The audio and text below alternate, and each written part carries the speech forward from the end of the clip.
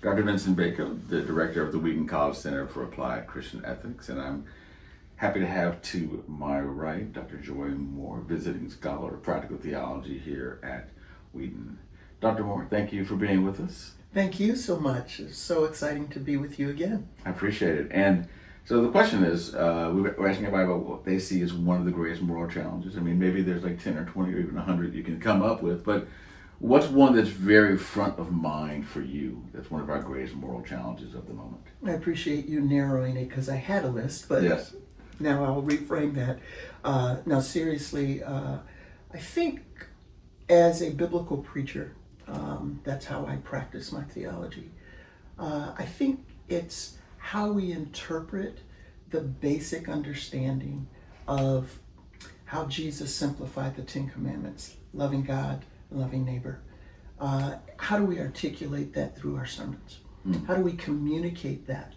I think a failure to do that has made it possible for the contemporary church to be stuck in the same malaise of the early post-revival American church.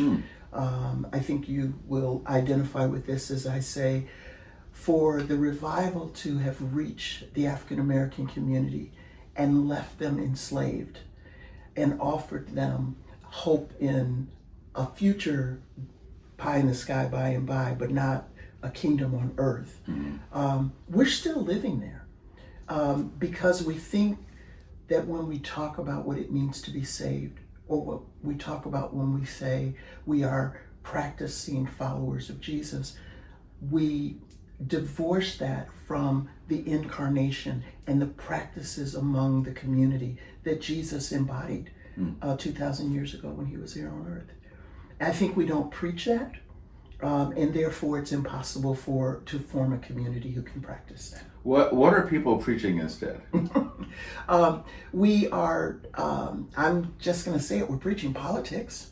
So people believe that the kind of acts of justice, which have been labeled woke in a negative context, or a badge of honor in a positive context, whichever way you are on the spectrum. Yeah. But we've made that seem like that's a political agenda or a social agenda, ignoring the fact that it is the basic premise of what it means to live out the covenant that God invited Israel into when they were liberated from slavery.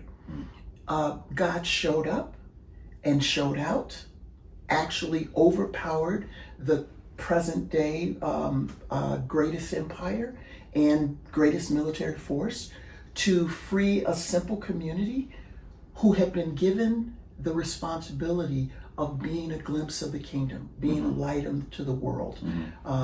Abraham's and Sarah's descendants, to be a blessing, to take their blessing and be a blessing for all the other nations. Failure for those people to be blessed meant that God was not faithful. So God shows up, God blesses them in this incredible way, and then says, you've seen what I can do. I want to be your God. I want to be in covenant relationship with you. This is what it looks like from your end. You're going to be honest. You're going to value life. You're going to accept that what I've provided you is sufficient. If I use Jesus's words, we only pray for our daily bread. And I think that's what it is when we don't need to covet.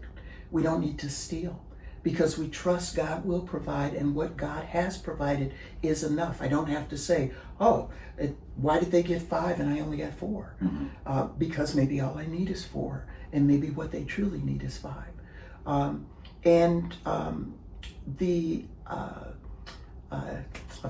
got to go backwards because I did the bottom first.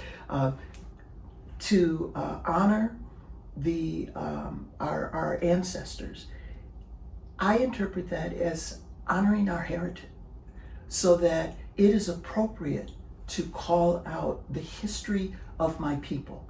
So it's not a matter of obeying mommy and daddy so that I get to live to be 110 if medicine can do that. It's honoring my ancestry, my heritage, because the very reason that the descendants of Abraham and Sarah were enslaved was because there arose a Pharaoh who didn't know his own heritage. That the reason Egypt was the place to be was because they had listened to Joseph, who gave them a word from Israel's God. So knowing my heritage is knowing your heritage, because we're all in this thing together. Right? Yeah. And then to honor the Sabbath. They had been working for someone else for 24/7 for centuries. And the invitation to enjoy the fruit of your labor. They've been laboring and never enjoying the fruit. And the idea of the Sabbath, if we go back to the way it is in Exodus, where it says, because God rested, that idea of resting is not God needed to take a nap because creating this beautiful world was tiring. But that idea was God, as any king, because that was the metaphor they used then, as any king would take in what he had labored over, would look at the creation. If a king had just won a war, he would look over who he had conquered. If he had just built a city, he would look over the city that has been created. So to rest is to appreciate or enjoy the fruit of your labors. And how freeing is that you've been laboring and laboring and laboring for someone else, and God says, I command you to labor for yourself and to enjoy the fruit of that labor. And that isn't a selfish. It is, we labor for one another. Someone herds the cattle, someone grows the agriculture, and then together we survive. So those commands, and then the big one, I say it's the big one particularly now. Do not take the Lord's name in vain. Do not assign to God things that are contrary to God's character. Do not attribute to God that God is for this, that God has sanctioned this, that God is doing this, if it is diametrically opposed to the Creator covenanting God, creating a community with whom His Spirit so evidently abides that the world takes notice, not of that people, but of that people's God. So it circles back to how are we being fully human, bearing the image of the Creator God who is good. When we preach anything that is about my tribe, about my people, about my nation, about my economic group, about my denomination, and segregate or separate another group so we can marginalize them, that's not faithful to God. And to say I'm closer to God and therefore God is sanctioning this, I say that that's blasphemy. That's using the Lord's name in vain. So when we preach, whether it's justice or whether it's anti-justice, and then I don't know what you preach, because this is a God who took on human flesh to feed the hungry, to liberate the captives, to clothe the naked, to heal the sick, to give understanding and physical sight to the blind, which is what God has done in spirit throughout the narrative of the Old Testament. But in the narrative of the New Testament, God takes on human flesh in the person of Jesus and lives it out. We call that now justice. Actually, what it is being an image bearer of the Creator God. When the church fails to point to God, when the church points only to the effects of redemption and not to the Redeemer, then what we are preaching is not the good news. It's not the gospel. And I think we spend too much time preaching our agendas, preaching what works for my tribe and my people, instead of the responsibility of being what it means to be human, a glimpse of God in the flesh, so that others who don't yet know your God will want to know your God more than they want to know you. That's great. So I'm curious, what do you say to the person who loves what you said, but they get nervous, and let's call it a post-Reformation version of being nervous. Okay. Because they'll say, well, I want to be sure that if you're talking about being a good news person, a gospel person, that you're not confusing the application of the gospel with the doorway into life with God, right? So in other words, they want to focus mainly on justification and atonement. Mm-hmm. And they'll say, well, the gospel is really specifically about this declaration of being righteous. And they want to use different words to talk about the things that you were just talking about, which is, our faith walking around in the world with us, right? Hopefully conveying that we're being image bearer of greater and greater faithfulness. What is your response to somebody who's nervous about that? Yeah, excellent, because that's where we are now, right? Yeah. Folks are trying to do this. Now, I'm a Wesleyan, and Wesley said there is no holiness without social holiness. Mm-hmm. There was the expectation that, in my words, once you've made this covenant relationship with God, your life will be, biblical words, peculiar, will be evidently different than everybody else. And that evidence is that folks will be drawn to you because there's something more than you.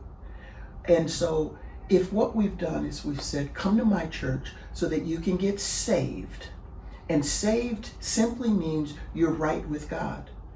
And other people who have known you before you went to that church and heard that message and accepted whatever it is they say you need to accept to be right with God, see no difference in your behavior, no change in your attitude, experience you no differently than before. How is that a witness to who God is? If God is a transforming God, then there should be some evidence. I like to use the marriage metaphor, partly because Scripture uses it all the time.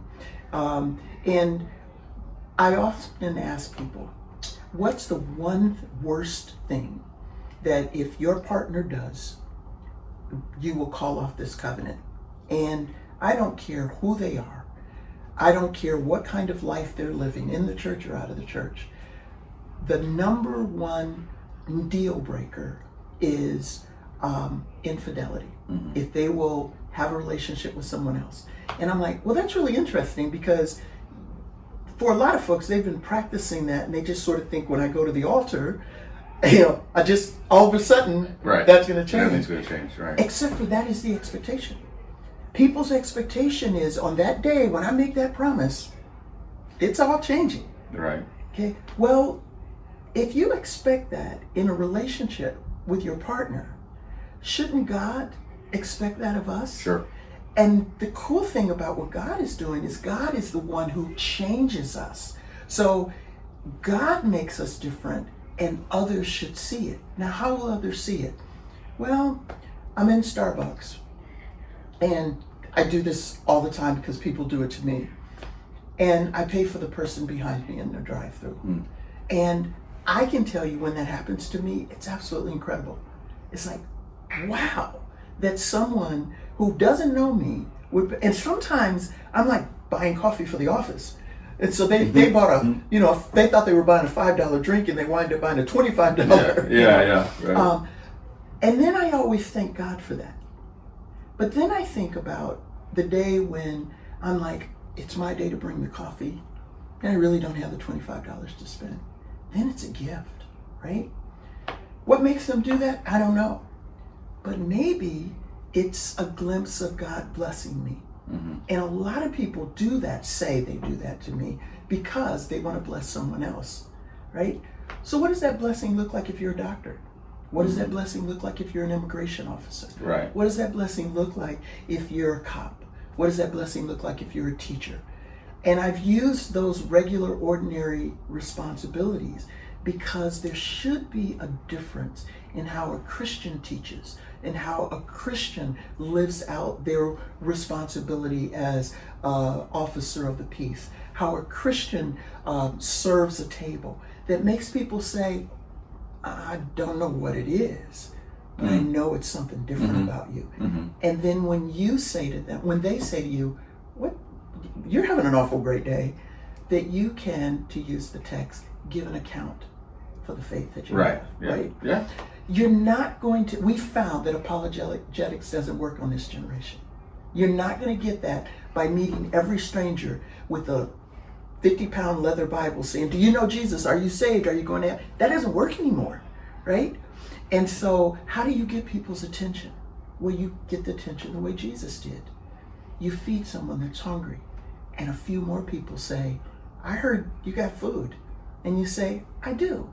And then eventually someone says, why? And you say, because I want you to know that there's a God who loves you and sees you and hears your cries. And right now I'm the one that's helping out. And if we preach that to our people, this isn't just the benefits of being saved, it's the responsibility of being saved.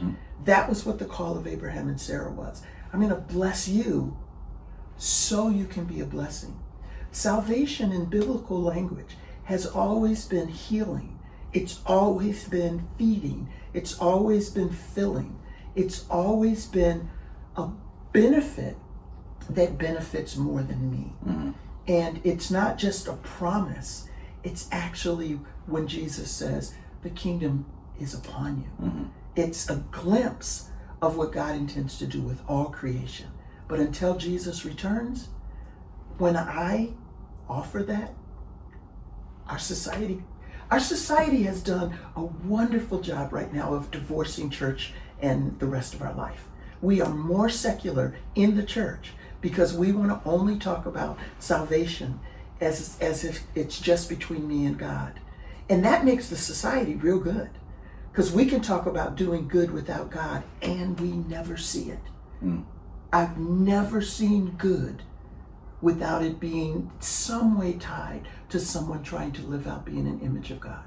I've never seen justice without it some way being connected to this promise of Jesus.